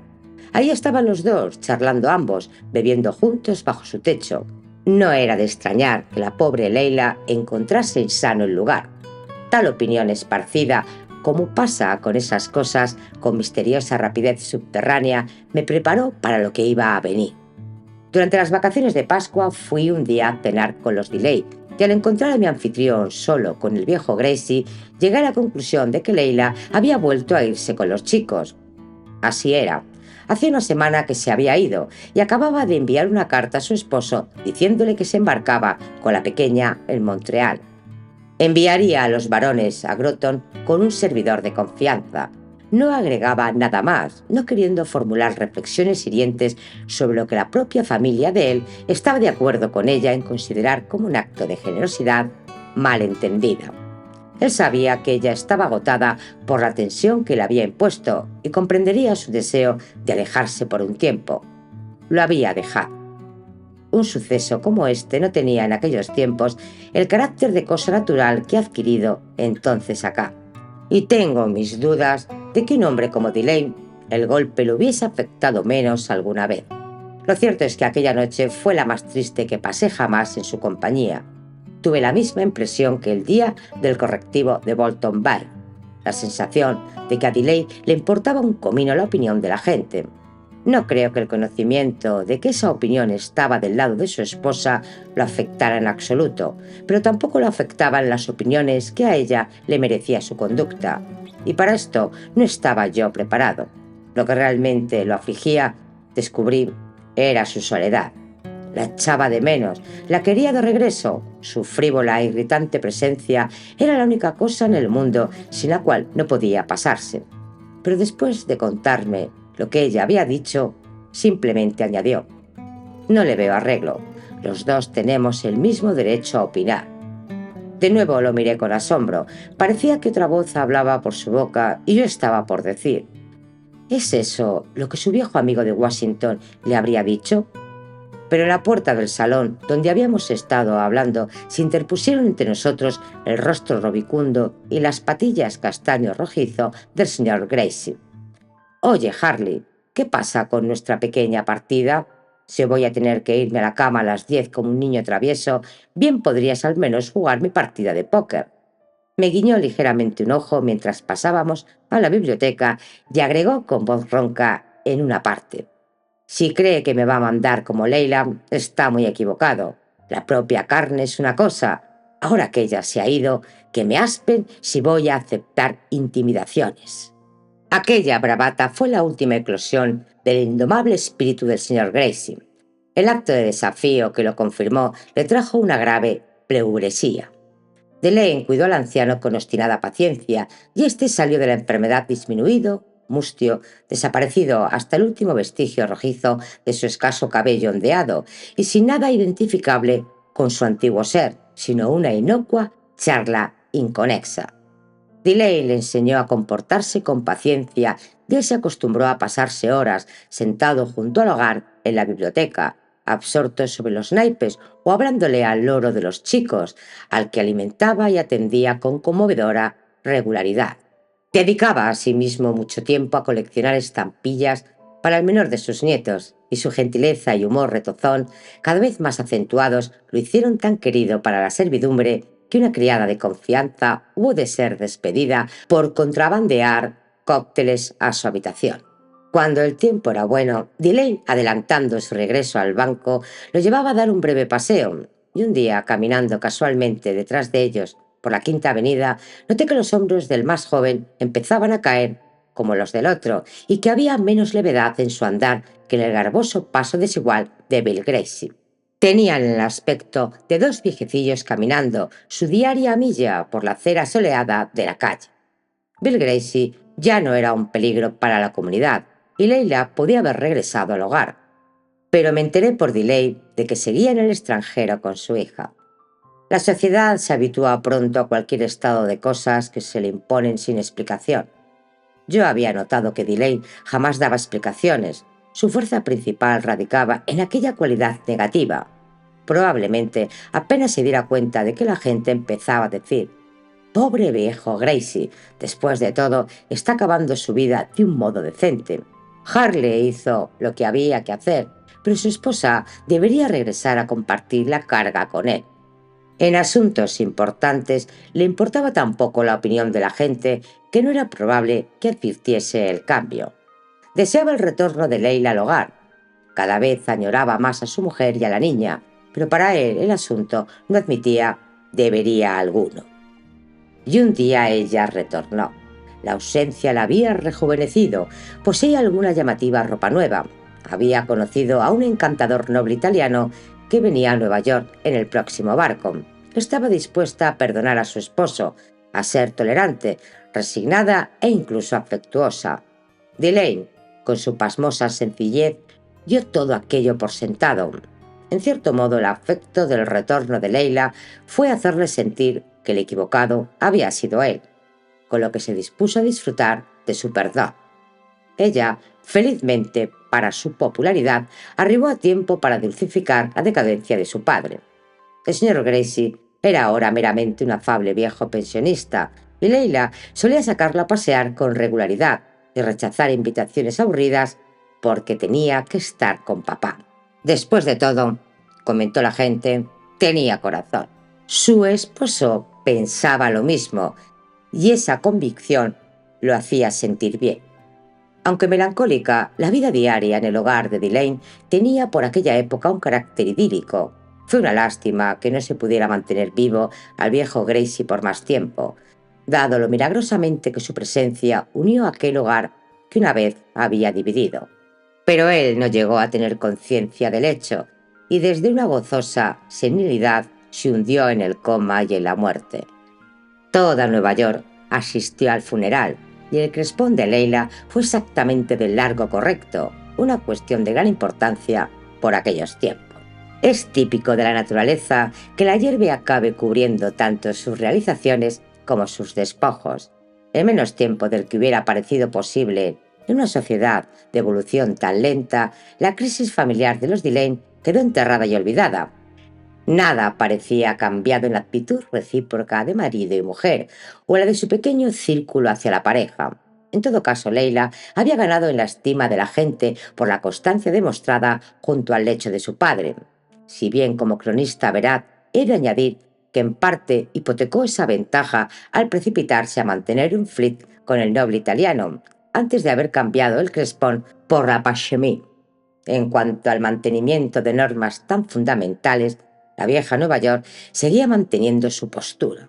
En cuanto a Harley Delane, salió de la prueba más viejo, más pesado en movimientos, más agobiado, pero por lo demás igual que antes. No me consta que aparte de mí alguien se hubiese dado cuenta de que había habido tal prueba, pero mi convicción no varió. El retorno de su esposa lo había devuelto a su condición de caballero entrado en años, asiduo jugador de cartas, asistente a bailes y frecuentador de las carreras, pero yo había visto aparte de las aguas y emerger de ellas una roca granítica. 2 veces había ocurrido aquel levantamiento, y cada vez obedeciendo a razones ininteligibles para las personas entre las que él vivía. Prácticamente cualquiera puede adoptar una postura con respecto a un principio que sus conciudadanos ya sustentan, pero Harley Delane mantenía su postura en cosas que sus amigos no podían comprender, y lo hacía por razones que no podía explicar. El enigma básico subsistía. ¿Ha subsistido para mí hasta el presente? A veces yendo a pie hacia la parte alta de la ciudad, desde el banco en el que yo mismo soy ahora una institución, echo una mirada a través de las rejas del cementerio del Trinity Church y me hago esa pregunta. Ahora hace 10 años o más que yace allí. Su mujer se casó con el rector de una próspera universidad del oeste y se ha vuelto intelectual e hipercrítica. Sus hijos están dispersos y establecidos. ¿Contiene su vieja tumba el secreto de Delane o lo descubrí yo un día? Lo descubrimos juntos, él y yo. Fue un domingo por la tarde, lo recuerdo, no mucho después del edificante final de Bill Grace. Yo no había salido de la ciudad aquel fin de semana y después de una larga caminata en el gélido crepúsculo por Central Park me introduje en mi pequeño piso. Me causó sorpresa ver en el vestíbulo el gran abrigo y el sombrero de copa de Delane. Él solía entrar de vez en cuando, pero casi siempre de camino a su casa al regreso de alguna cena en la que habíamos coincidido, y su aparición a aquella hora y en domingo me sobresaltó bastante. Pero cuando alzó el rostro del periódico matutino no vi en él ninguna señal de preocupación. No esperabas una visita en domingo, ¿eh? El caso es que no tengo nada que hacer. Quería ir al campo, como de costumbre, pero Leila estaba comprometida para no sé qué importante concierto de esta tarde. Y esta tarde tenemos cena en la casa de Astrop. Así que vine a pasar el día. En todo caso, ¿qué otra cosa hay que hacer para un domingo por la tarde? Allí estaba el mismo viejo Harley de costumbre, tan desamparado como el más frívolo de los desocupados de su círculo cuando se trataba de emplear una hora no dedicada al póker. Me alegró que me considerase una posible alternativa y se lo dije riendo. Él se rió a su vez. Nos tratábamos en términos de igualdad fraternal y me dijo que me pusiera a leer 2 o 3 notas que habían llegado en mi ausencia. «Vaya, ¿cómo le llueven a un tío de tu edad?», bromeó. Rompí el lacre y estaba hojeando las cartas cuando oí una exclamación a mis espaldas. «¡Cielos! ¡Sí es él!», exclamó Harley Delay. Me volví a mirar de qué se trataba. Había cogido un libro, cosa poco habitual en él, pero lo tenía a la altura del hombro y supongo que ya había exprimido los periódicos. Me alargó el volumen sin hablar, con el índice descansando en la página abierta. Su rostro atezado estaba encendido, la mano le temblaba un poco. El grabado en la página señalaba con su dedo el retrato de un hombre. Es él, sin dudas, es él. Reconocería en cualquier parte esa vieja ropa suya, declaró exultante Delane, saltando de su asiento. Yo cogí el libro y miré atentamente el retrato y después a mi amigo. ¿Su compañero de Washington? Él asintió visiblemente excitado. Sí, el tío de quien te he hablado a menudo. Nunca olvidé el modo en el que su sonrisa se ensanchó hasta abarcar el hoyuelo de las mejillas. Su alegre semblante pareció llenarse de ellos. La mirada se le volvió ausente, como si contemplase unos paisajes invisibles. Al cabo de un rato, regresó a mí. ¿Cómo demonios consiguió el bribón poner su retrato en un libro? ¿Alguien se habrá puesto a escribir sobre él?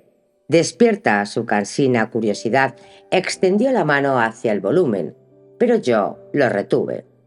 Un montón de gente ha escrito sobre él, pero este libro es suyo. ¿Quieres decir que lo escribió él?, preguntó con una sonrisa de incredulidad. Pero si el pobre tío no tenía educación ninguna. Tal vez tenía más de lo que usted piensa. Déjeme un momento el libro, que voy a leerle algo. Él hizo una señal de asentimiento, aunque ya vi que la aprensión que le inspiraba la página impresa enturbiaba su interés. ¿Qué clase de cosas escribió? Cosas para usted. Ahora escuche. Se instaló nuevamente en el sillón, con el semblante penosamente concentrado, y yo me senté y empecé a leer. Un espectáculo en el campamento en el gris tenue del amanecer, en el momento en que emergió de mi tienda tan temprano e insomne, en el momento en que yo voy andando en medio de la frescura del aire por el sendero lindante con la tienda hospital. Veo 3 bultos tendidos en camillas, llevados hasta allí fuera, yaciendo sin atención. Sobre cada uno la manta extendida, amplia manta de lana amarrollada. Gris y pesada manta, envolviéndolo, cubriéndolo por completo. Curioso, me detengo y quedo silencioso de pie. Luego, con dedos ligeros de la cara del más próximo, el primero, levanto apenas la manta. ¿Quién eres, hombre avejentado, tan consumido y grave, con el cabello casi del todo blanco y la carne completamente hundida en torno a los ojos? ¿Quién eres, querido camarada? Luego doy un paso hacia el segundo. ¿Y quién eres tú, hijo mío, entrañable?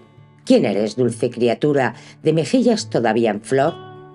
Después al tercero, un rostro ni infantil ni anciano, muy calmo, como de hermoso marfil blanco amarillento.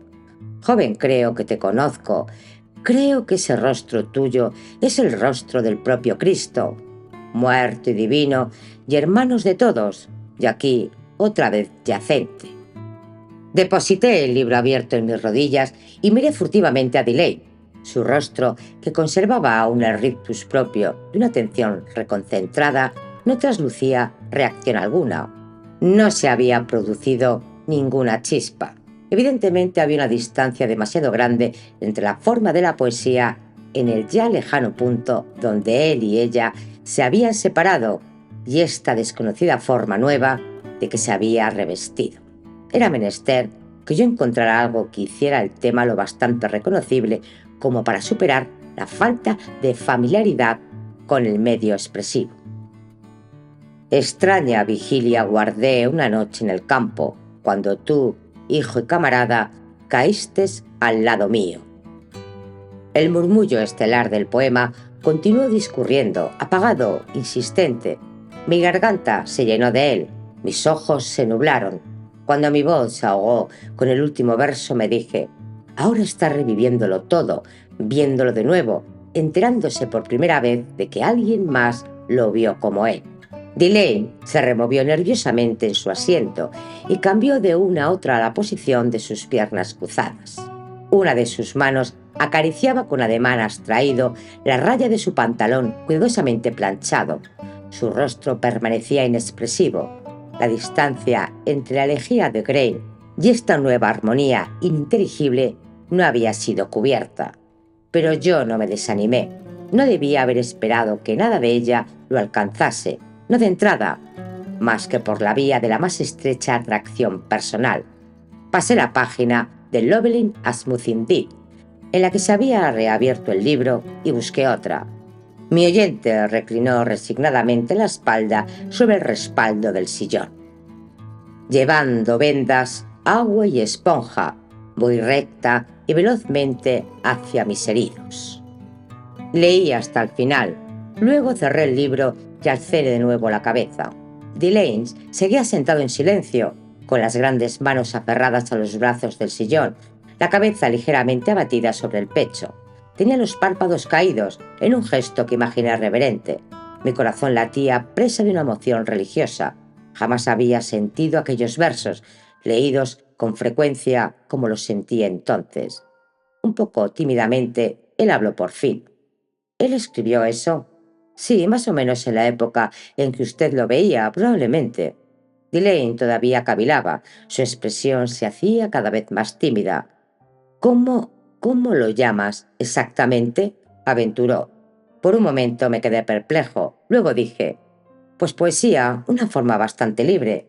Claro está. ¿Sabe usted? Él fue el creador de nuevas formas poéticas. Repitió en tono de desamparo.